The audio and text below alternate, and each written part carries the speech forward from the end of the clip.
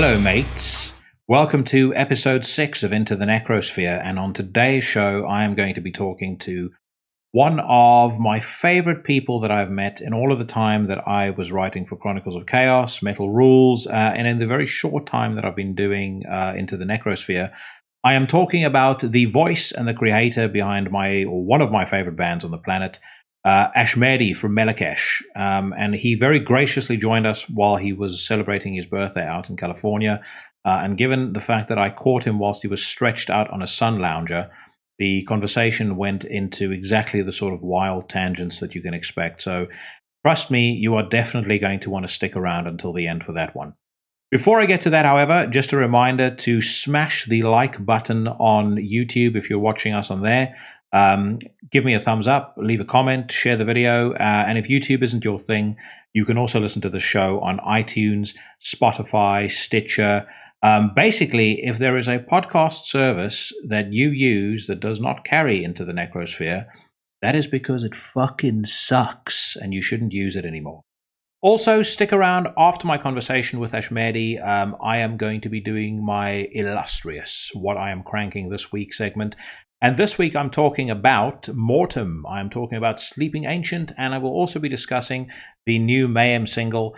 It's about 2 weeks old by the time that you'll be watching this. And I've got some thoughts on it, some thoughts that I would like to share, but you are going to have to wait until this conversation is over in about 45 minutes' time. Please put your grubby little mitts together for Ashmedi from Melechesh.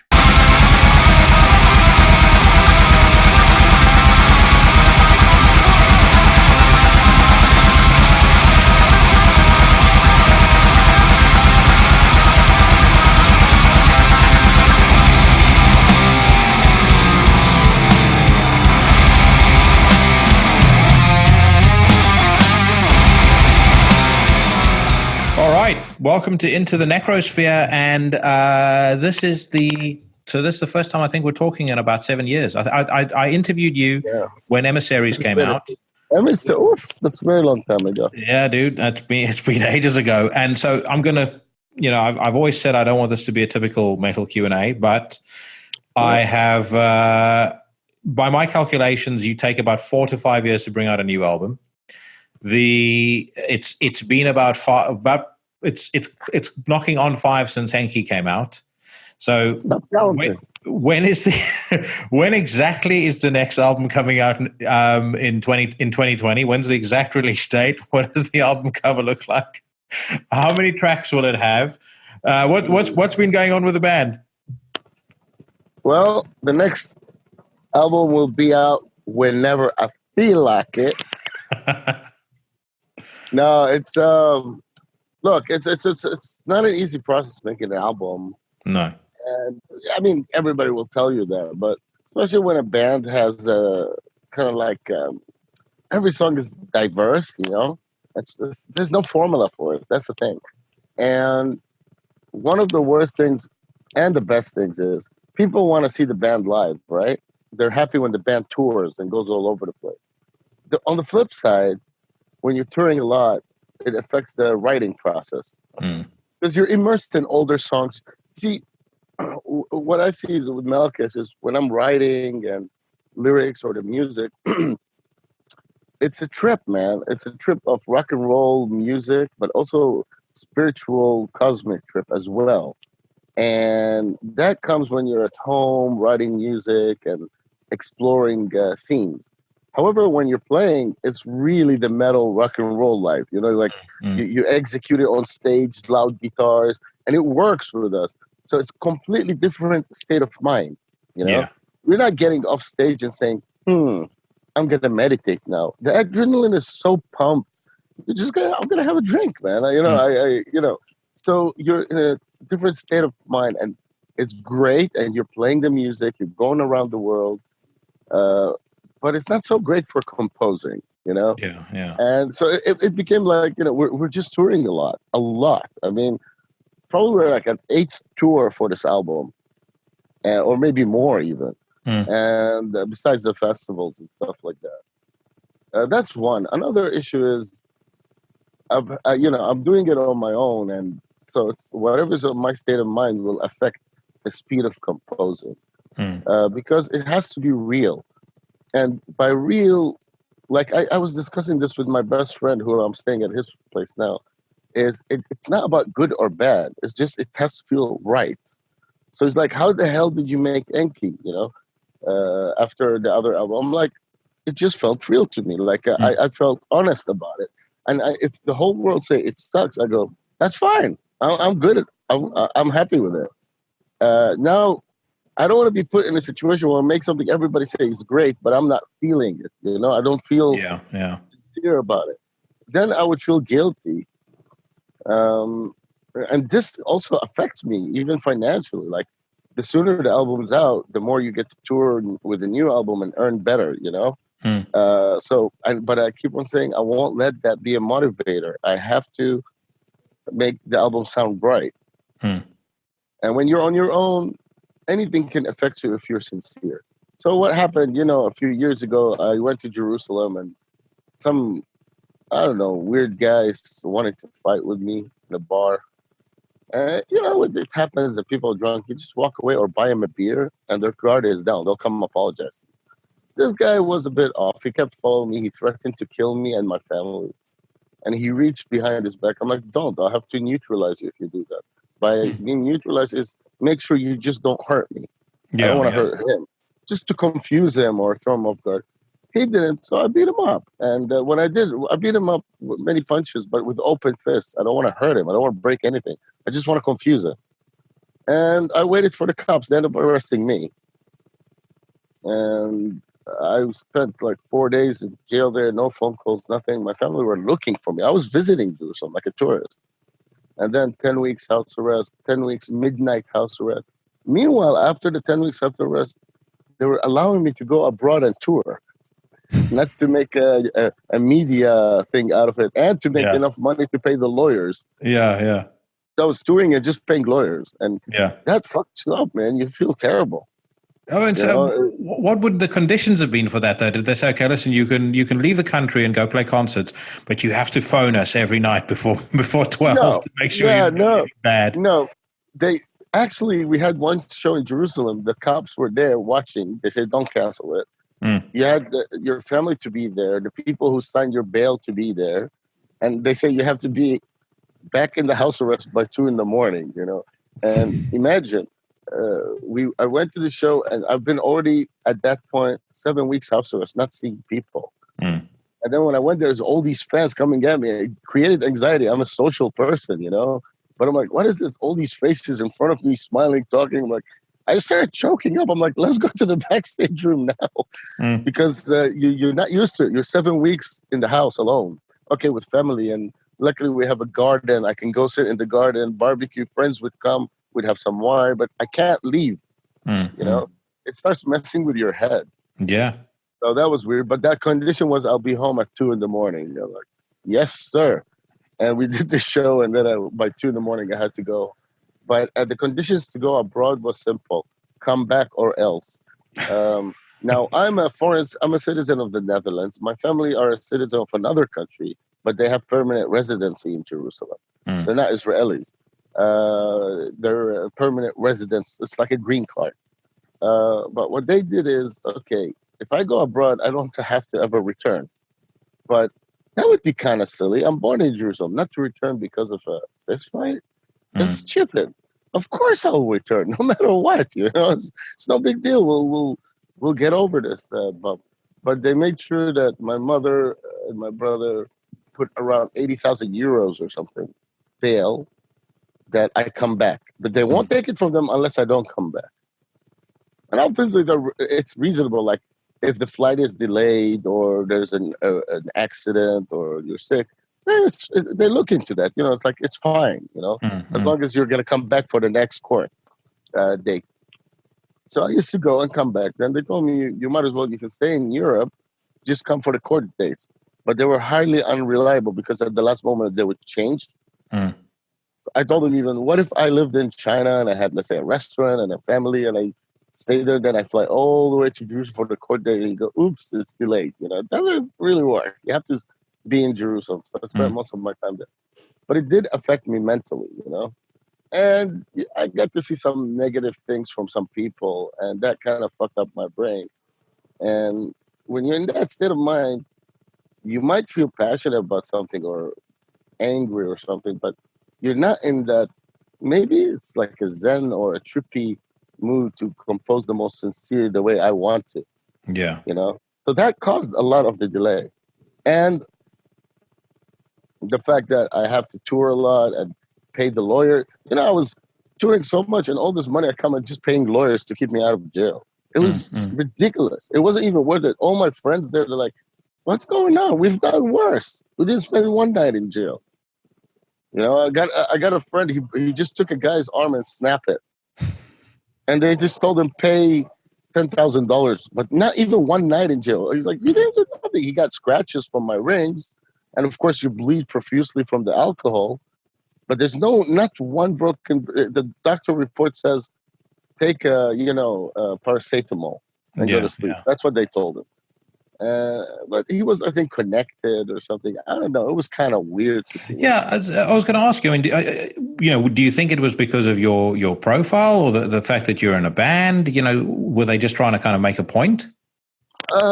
Actually, let's be honest. At first, it had to do a bit with my profile. Like the cops that arrested me, some of them were nice, some of them were rude, and it doesn't say my ethnicity there. And then they were getting a bit confused. They wanted to make me of like some enemy of the public or something, which is not true. They didn't know who I am exactly. Once they found out I am not a citizen or something and not looking Caucasian, I guess, I don't know. They go to the bar owner, like, "What do you care about this guy? He's a fucking Arab." That's the cops said it to him. The owner of the bar is like, "First of all, so what if he is? Second of all, I've known him all his life. He's not. He's an Armenian guy." But they can't write that down. If they do, they go, "Oh, it's no problem then." Get it? So they're trying to be not racist or racist at the same time. Yeah. Not everyone. Passive aggressively racist. Yeah, some, not everybody. So one other cop was so awesome. He knew my band. He went before I went into the jail thing. He got me food from the cops' canteen. Like, just eat here because I don't know how the food is in there, and you should have been sent home. This is kind of bullshit. And I'm like, on top of my, can I get a Diet Coke as well?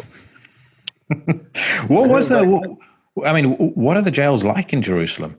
That's fine. I mean, this is not a prison. This is the jail. It was an old building downtown.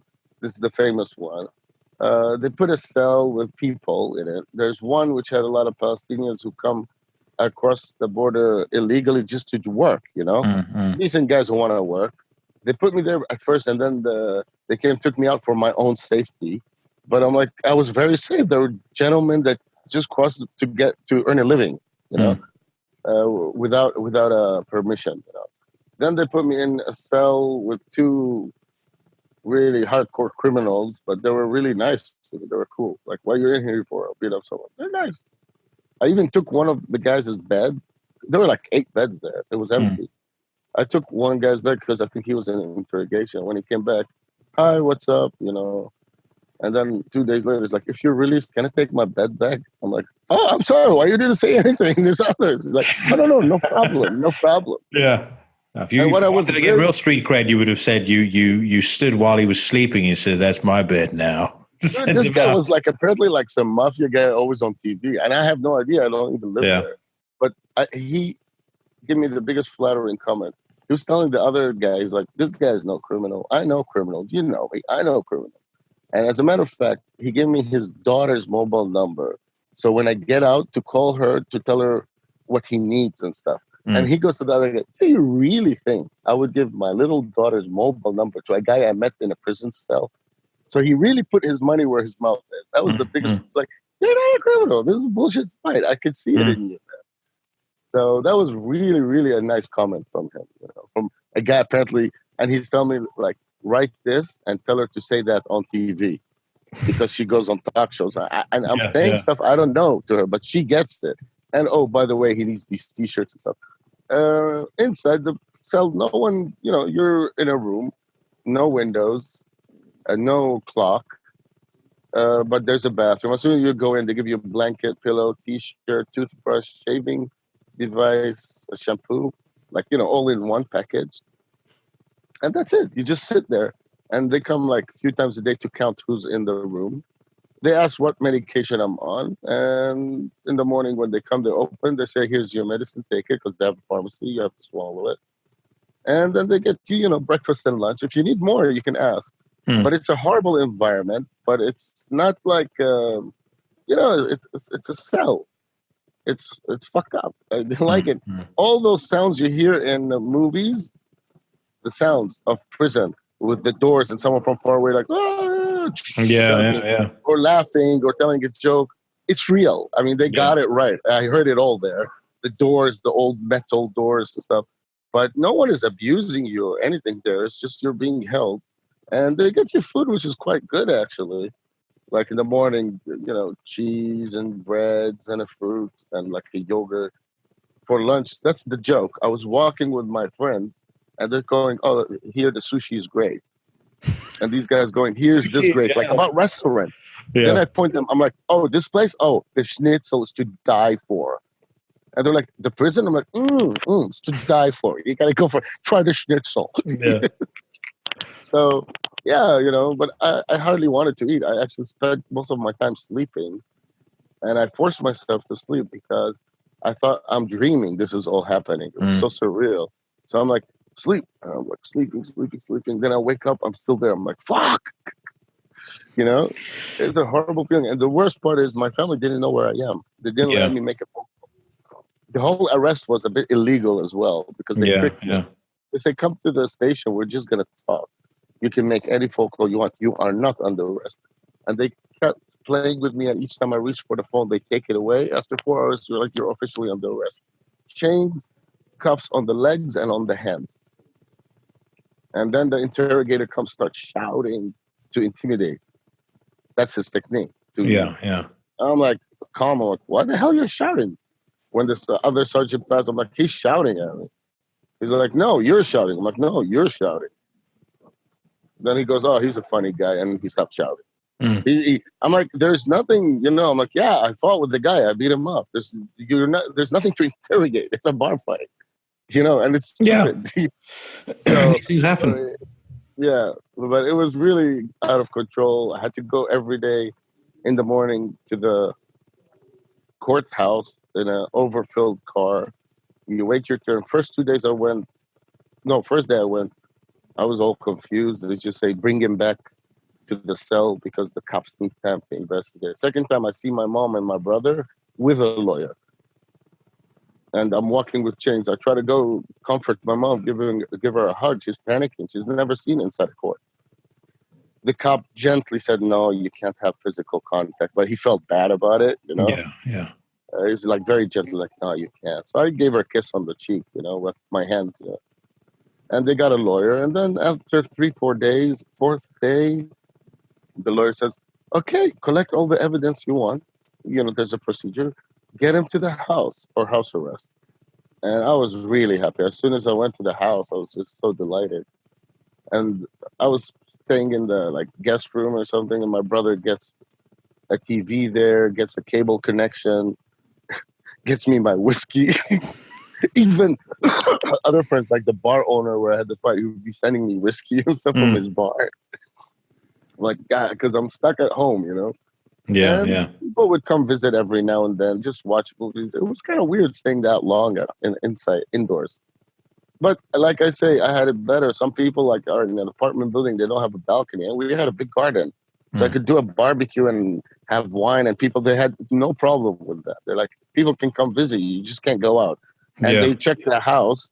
They go, okay, it's a fenced garden, and it's yours. It's not public, so yeah, you can sit there. It's considered house still. So I've been spending a lot of time outside sitting. I had a guitar, but with the anxiety, it wasn't that much fun. Mm. And the weirdest part is my band members are the ones who weren't in touch with me at all. No one, guys from other bands from around the world were sending me messages, calling me, "Are you okay? You need anything?" But the guys who are with me who goes like when they're playing Hellfest or this, like, "Thanks for the opportunity, man." I'm like, I bet you in 6 months you'll spit on my face or something. they weren't calling or saying how you doing, do you need anything, I found that kind of like a dick move and cheap, but cheap exists a lot in the metal scene. There's a lot of cheap because there's a lot of people with insecurities and anxieties, and somehow they find their way there. But there's also a lot of good. Yeah. So now you tell me how all that experience would make you feel while you're trying to feel disconnected from the world and composed. Yeah, yeah. No, No, so I, I could. I think that's. I think that's a fair enough excuse for taking a while to bring out the new album. Is and my all of that brother, behind you now? so my brother was telling me, dude, you're a Dutch citizen. You're always in Europe. You never fought. You really had to fight in Jerusalem. Is that like what? Why did you do that? Mm. So it's like he was amazed. Like, from why? You're not a guy who everybody's like, but that's weird. He trying to. I try never to fight.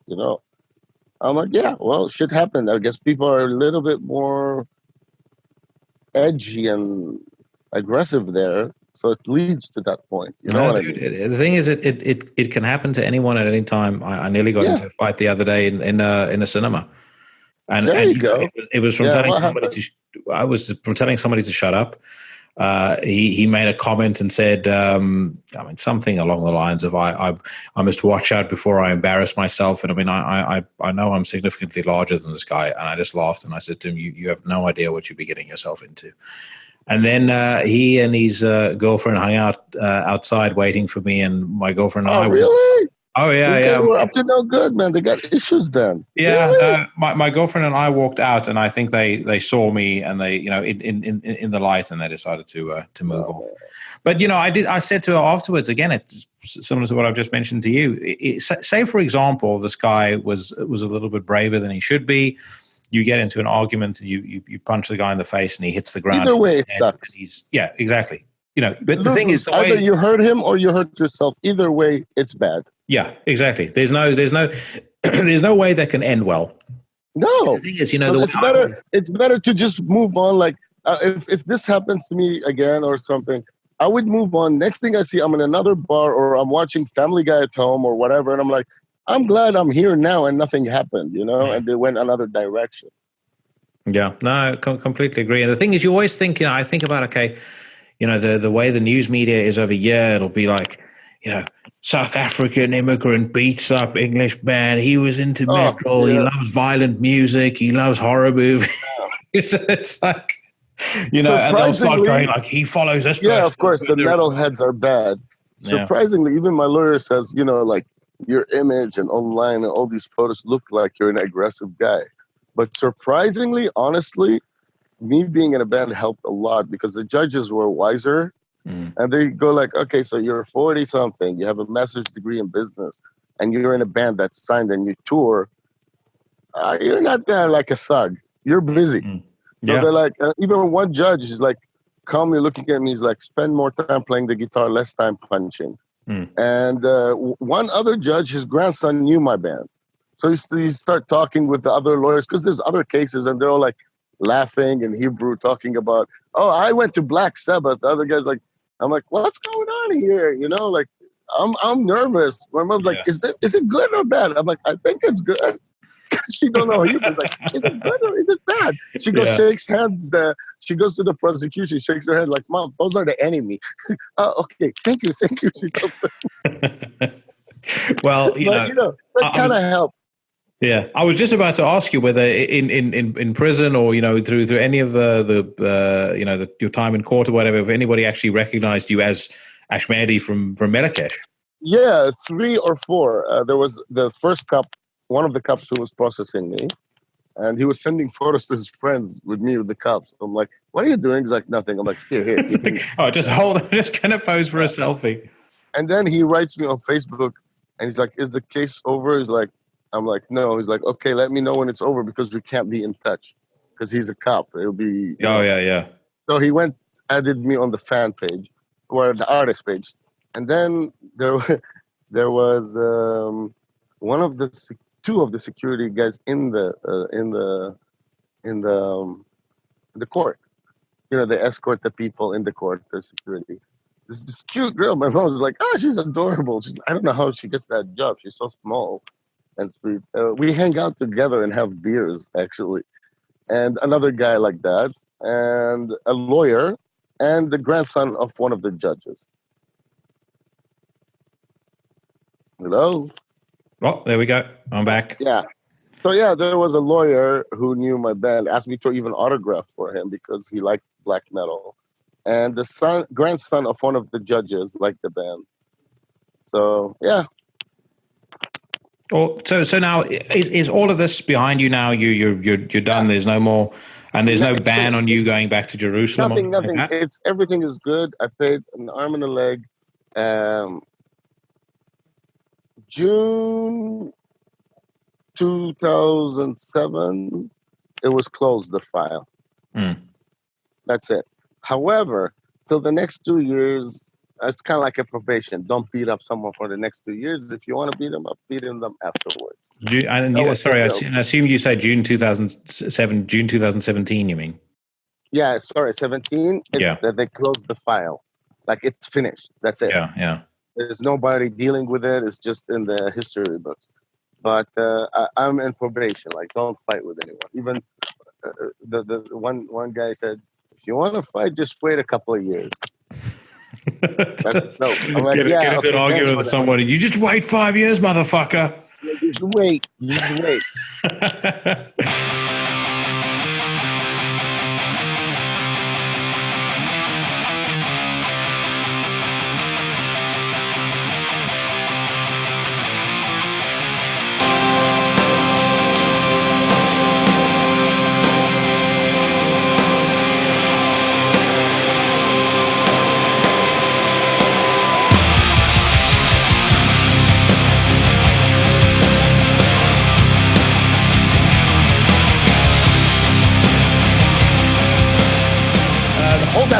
Hold that thought. So, just with regards to Jerusalem, I know when we spoke before, we spoke at length about Jerusalem, and you mentioned how inspiring you find the place, and that actually quite a lot of the ideas that you got creatively for Melechesh actually came from there. With all of this that's happened, is there, does Jerusalem have the same, the same attraction or the same pull to you? Is that gone now? It was because I was so mixed in this hustle and bustle. I'm like, the last thing on my mind is how spiritual it is. And I get bothered because more and more people are turning it to religion, but not in a spiritual way. I don't mind when people are religious. I find it beautiful. If you believe in something within yourself and it comforts you and makes you a better person without imposing on anyone, so be it. It's like a sport for your spirit. But when you see the dumb ones that are just doing whatever they do out of ignorance, fear of death, and just to ensure a spot in heaven, it's more like a transactional thing. Yeah. And I find it stupid. It's a waste of life. It's like playing in, I don't know, Dungeons and Dragons for adults with bad consequences. And it just depresses me when I see them. I'm like, they're not alive. They're waiting to die to live. Kind of like I tell you, hey, bro, let's go to the best steak restaurant. Open a nice bottle of wine, best steak. And they go, now we can't eat it. It's a test. When you die, you'll get it. Like, it's right in front of you, man. You know what I mean? So they're not really living. They're existing and preparing for the afterlife. I find it stupid. Enhance yourself spiritually. Feel good about yourself. Whatever comforts you, whatever ritual it is, that's fine. No problem. So that kind of like bums me out when I see it. I guess with the whole situation. So, like, I'm here sitting in California. By the way, I'm in with the same people using the same guitar, jamming that I composed songs like Multiple Truths and stuff. So here, you're in a bit clearer state of mind, so you get more creative, But I'm temporary here. I'm leaving in a couple of weeks, so.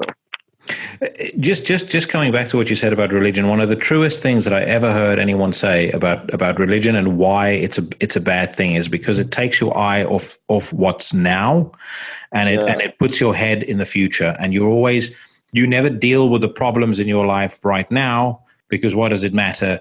God will take care of things, and I'm Something I'm like kind that. of waiting to die, and then waiting to go to the afterlife. And I just feel like whether you are religious or not, it's a very dangerous way to live, because it's it's a roll of the dice whether what you believe in is going to be real. Big roll of the dice. And then to ignore things that are going on in your life right now, or as you say, to kind of, not enjoy life to the full while you're on Earth with a hope that something else is going to happen later on. I just think that's foolish.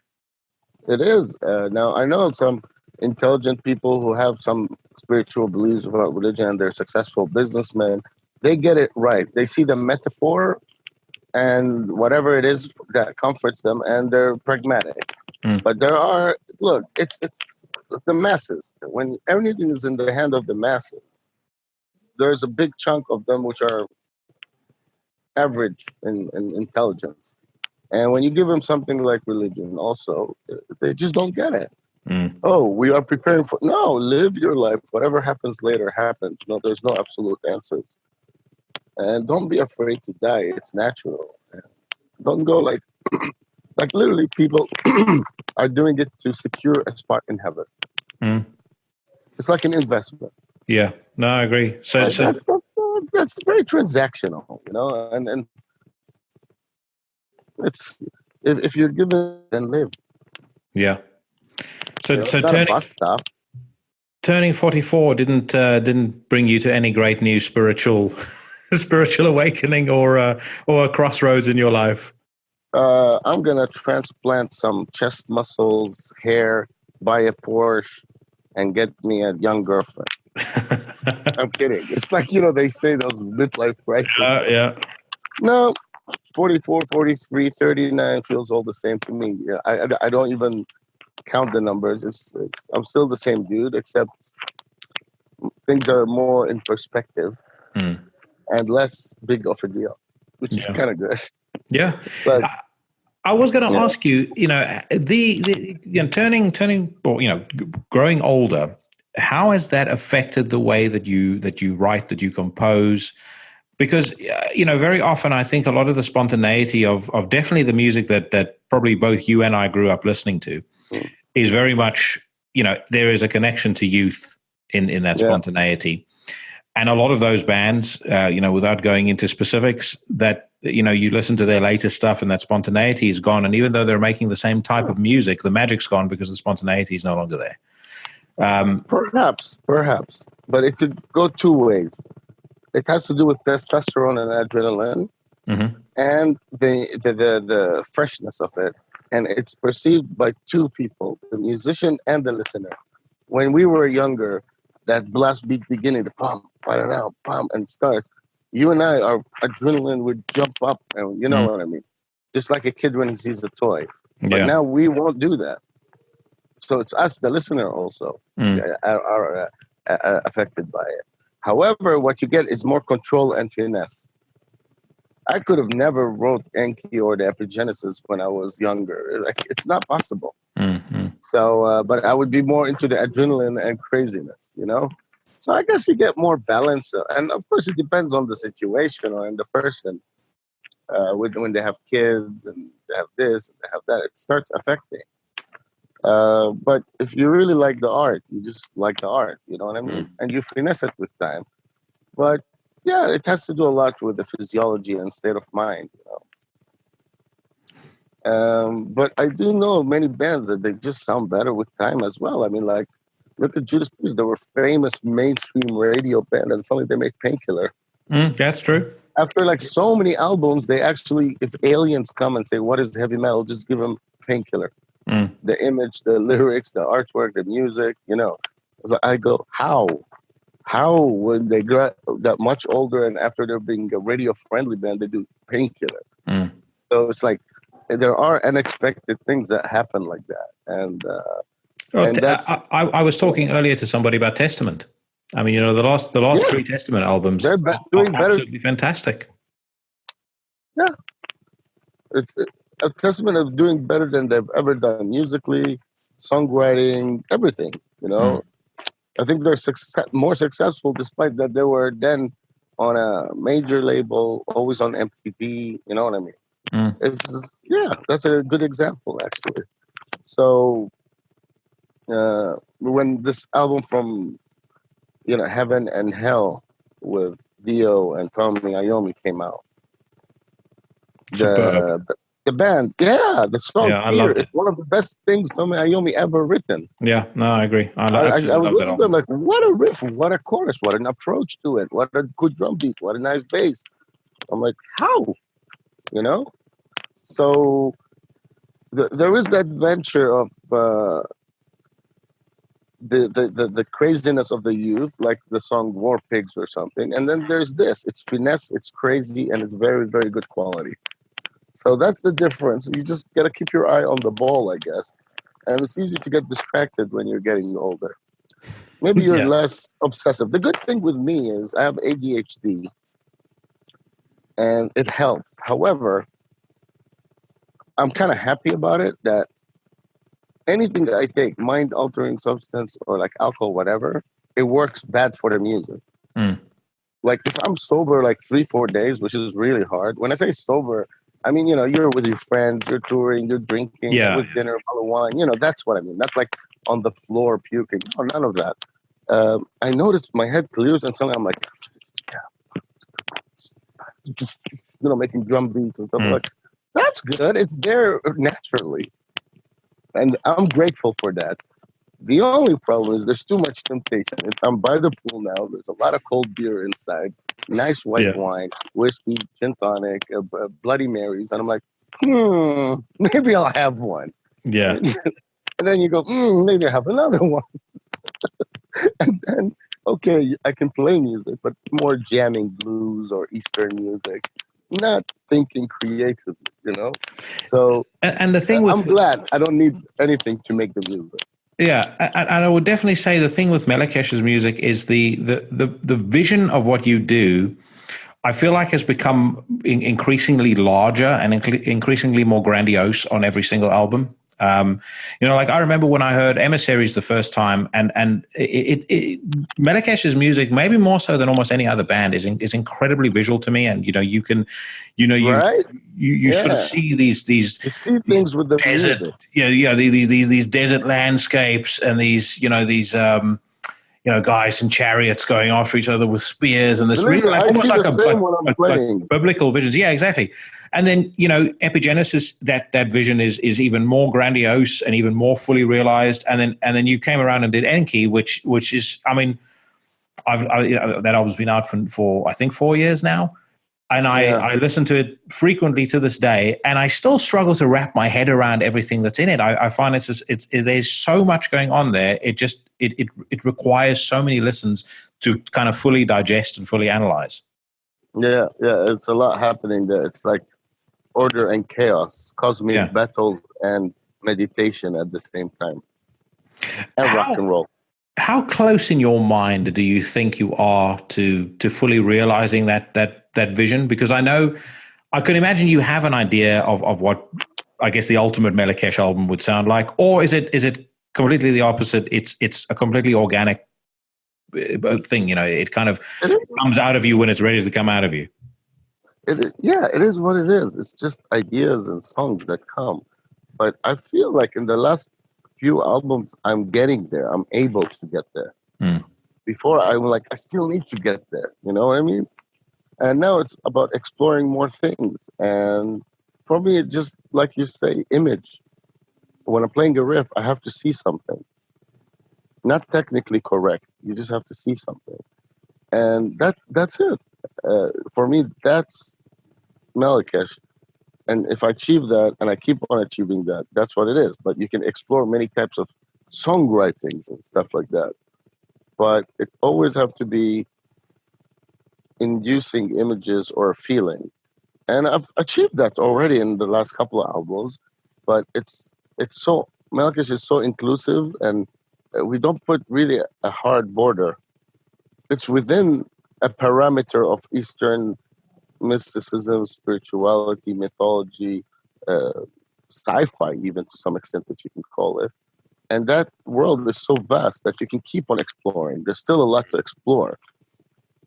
And in the end, it's just up to you as a person. How far are you going to go with it? musically. So, and this is also again a reason for delays. You keep on saying, "No, I'm not gonna do this song. I'm not gonna do this song." By the way, I have around 6 songs, Mm. and they're very good. But I still feel I need to go another angle to make more, to realize more ideas. That's why I take my time. The 6 songs, I actually need to make demos for them. That's important because then I listen to it without playing. I Yeah. haven't done the Yeah. demos for them. Just I play them, I listen to them like that. Then I try different stuff. Ah, it's a hard job, but it's fun. Yeah. Well, Sometimes I say, going to an office job might be boring, but at the end of the day, you finish, you go, you're free. It's yeah. not 24 hours. It's not a job actually. It's a mission. It's hunting you. Mm. Yeah, it's something that consumes you 24/7, Fuck yeah. And everything. also I feel a responsibility because we're representing a region, so you better be good at it. You know what I Mm. mean? Like Sepultura represented Brazil, and basically they were good at it. Mm. Mm. You got to be good at it, otherwise like you'll become a gimmick. Yeah. So it's kind of a more like a social or moral responsibility. It's a region with all war, religion, sadness.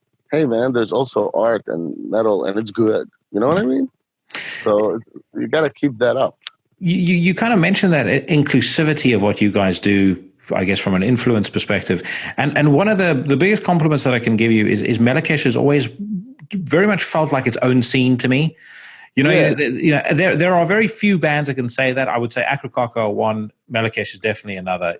just do your thing. Yeah, kind of I guess the all of the other genres kind of orbit around you. But what I was interested in, the guest appearances that you had on the last album, Sakis from Rotten Christ and Max from Cavalera Conspiracy and Soulfly. Did those guys approach you, or did you approach them? How did that actually come about? Yeah, and there's Rob Caggiano, who was in Anthrax at the time. Now he's in Volbeat. Like with Rob, I'm in the studio. It's like, how's it going? I'm like, yeah, doing this song, and he's kind of this rock vibe. So it's like, I'm in, man. You know, and he was on tour, and he got like some equipment to record, and he started working on it.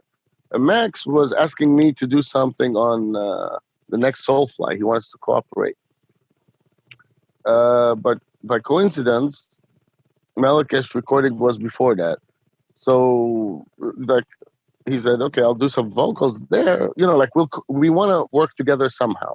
Mm. Either me on the Soulfly or him on the Melechesh, whichever came first. The Melechesh album came first. Sakis, I was in Athens. He's like, bro, I'm here. Let's do this. I'm like, fuck yeah.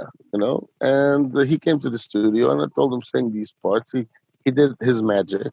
And as you saw then later with the new Rotting Christ, I wrote lyrics in Arabic and I sang them, which is kind of like new. Like I've done sentences here and there, not complete Mm. lyrics. I needed some friends to help me with the grammar and like to make it correct. And it's straight to write occult stuff. Mm. And I went to Athens and recorded it. And, yeah, it was more like, people who support you, talk with you daily or weekly. Yeah, I'll do it. Yeah, let's do this. How about, like if you need anything, it's like that. It's really small talk basically. And then it gets materialized because you feel it's going to work. Sometimes it just doesn't. Well, I'd say I would. that, yeah. The Sakis collaboration for me always felt like the most natural. Both on the Writing Christ album and on the Melechesh album, that just seems to be a kind of almost something that was written in the Yeah, stars. Mediterranean mysticism Mm. from different areas that we respect each other. We tour together. And it's natural, yeah, of course, because we're both doing some form of dark Mediterranean art or mystical Mediterranean art, you know? So, yeah, that kind of makes a lot of sense. With Max, I see the connection is at the tribal feeling. He really Mm. likes Melechesh of that tribal spiritual feeling.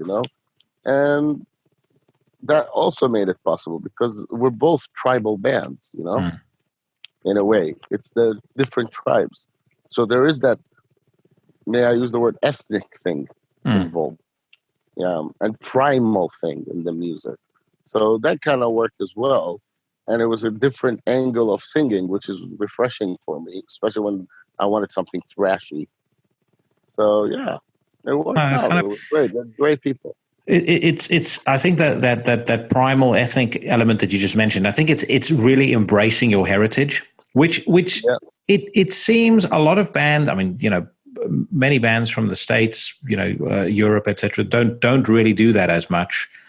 Although then again, I guess you yeah, could also argue the Norwegian bands, as an example, entirely embrace their heritage. But yeah. yeah, no, I think it's an interesting point that you make there. So Very interesting point with the ethnicity is also, here's a paradox. mm, If you are tanned, a brown person, and you, like, let's say from Mexico, and you do something Viking, all the Europeans and Americans will laugh at you. yeah, I would say, you to the guys, do what you want, but actually, you have such a beautiful heritage. Do your thing because it's so rich. I mean, you're mm, lucky, with the whole Mayan and Aztec, right? However, the paradox is, if you're a blonde or a white person, I'm using those words just for simplicity. Like, if yeah, you're yeah, A Caucasian, and then you do something Arabian and something, everybody go, bravo, yeah, that's the way, yeah, woo, get it? From yeah, both sides, from yeah, the yeah. owners of the heritage and from the West. So I see there's, like, you're allowed to appropriate if you're Caucasian, or Or borrow, if you do that and no one will nowadays, make fun then at you. I was about to say the woke folk will accuse you of cultural appropriation. I mean, I don't Yeah, you but still, I don't mean it as appropriate, but you can use it. And I yeah, always believe the world is one playground. The word, you can use whatever you want, but don't make fun if someone else does the same. yeah, yeah, yeah, So only Caucasians are allowed to do it.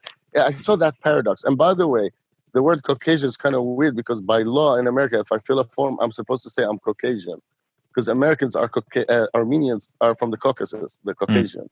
But if I run down the street, they're gonna go, a Hispanic male running down the street, because of the look. So technically, by law here, I'm supposed to say I'm Caucasian, Yeah, because Armenians are from the Caucasus. That's the word Caucasian. yeah, yeah, yeah.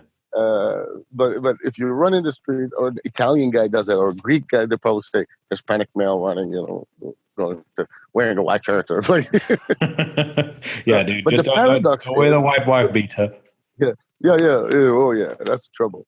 But the paradox is, if, let's say, you're Mexican singing about Vikings, the Europeans will laugh at you, Mm. and I would say, do whatever you want, but hey, you have a beautiful culture. But if you're a European singing about the Aztecs, they will clap for you. Yeah, You understand? That's what I'm saying, and that's a yeah, fact. yeah, yeah, yeah. No, you're Yeah, spot on, yeah, bro. I'm going to let you go. Thank you so yeah. much for coming onto the show. What are your plans? What plans for the near future? Swim, have Bloody Marys. Well, man, No, I'm kidding. These are just for the next week. So I'm just. We have a few shows coming up, yeah. and I'm just gonna be writing, and I'm trying to get myself sorted with a studio situation for demos. Because I had a laptop for recording, and it got lost, and it had some demos on it. And I have their guitar riffs, but I need to get. I think I need to get a new laptop or something for recording. Well, dude, I know we spoke about this previously, but if you're ever in London and you need a place to crash, give me a shout. We still need to have a grill off. Yes, So that I like. Hang yeah, out, just hang out. 100%. All right, bro. Dude, take care of yourself. Thanks again. All the best. All the best to you, sir. Bye All bye. right, ciao. Bye. Bye.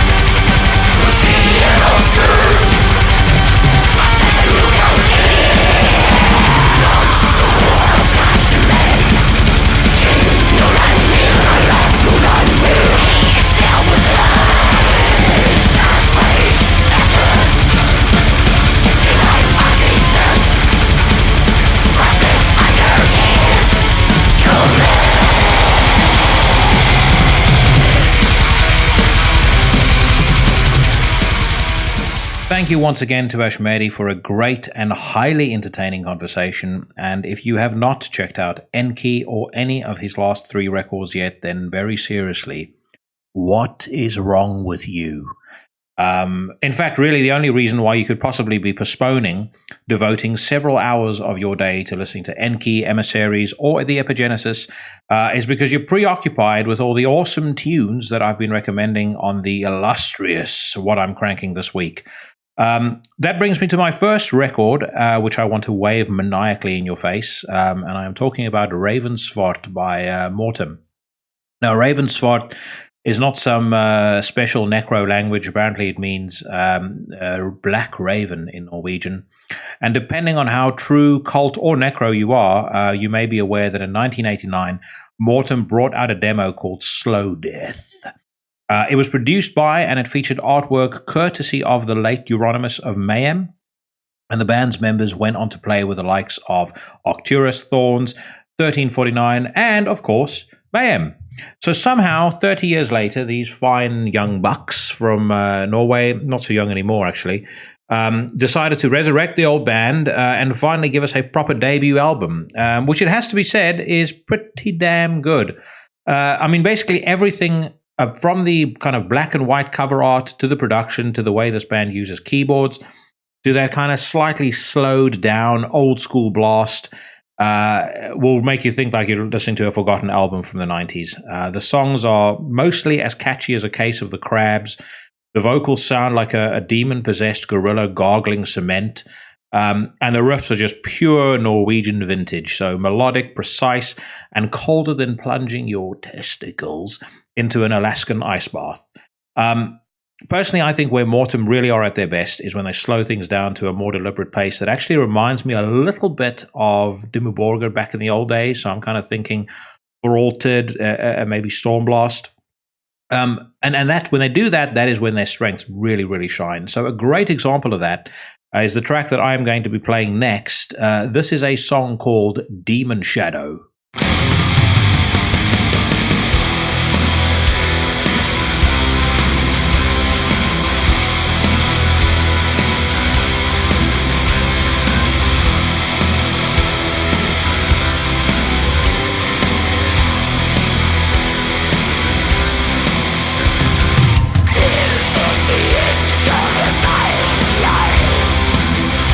There has been transcending day.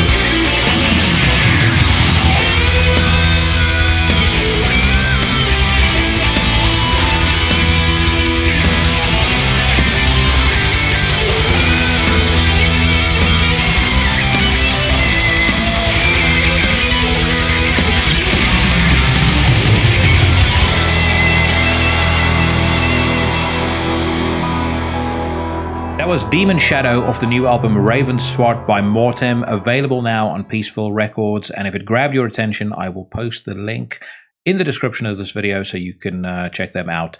One band you will almost definitely need to check out is a band called Sleeping Ancient out of Texas. They have been around for apparently more than a decade, but they have only just put out their first proper record. It is called There Is No Truth But Death, and man, does it absolutely destroy everything in sight. I mean, basically, the easiest way to describe these guys is if you imagine a blend of doom, post-rock, and black metal, which to some might sound like I'm talking about Death Heaven, but I mean this with the greatest of respect to Death Heaven, that band is not fit to lace these guys' boots. Pretty much every riff, every blast, every slow, doomy dirge on this album is pure gold. Rory, their vocalist, sounds genuinely tormented, and he complements the really bass-heavy production of the album extremely well. Every track on this album is perfectly constructed. It's beautifully self-contained. It's memorable and distinct. I have listened to it many times now, and the more I listen to it, the harder I am finding to fault it. And if my glowing praises are not enough to convince you to check them out, then this next track most definitely will. So off the album, There Is No Truth But Death, this is Sleeping Ancient with Disillusionist.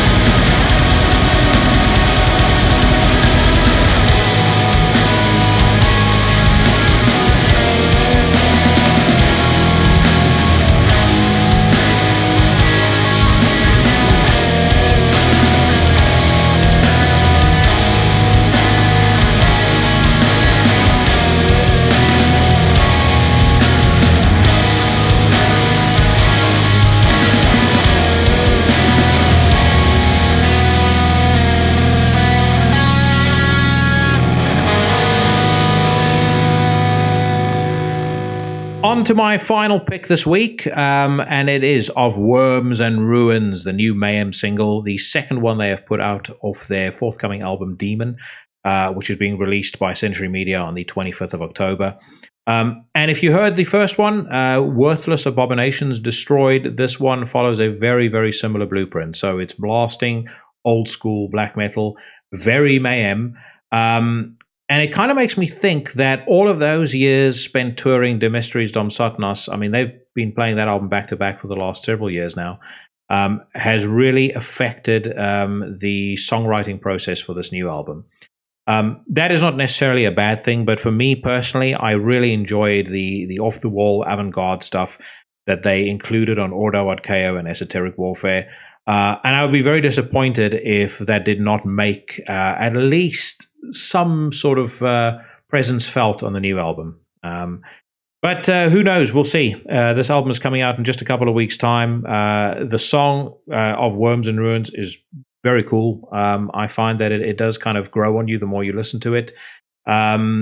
I just hope, as I said, that experimental style isn't out of the window altogether. But for now, check out the new single Of Worms and Ruins. It is off the forthcoming album Daemon. This is Mayhem.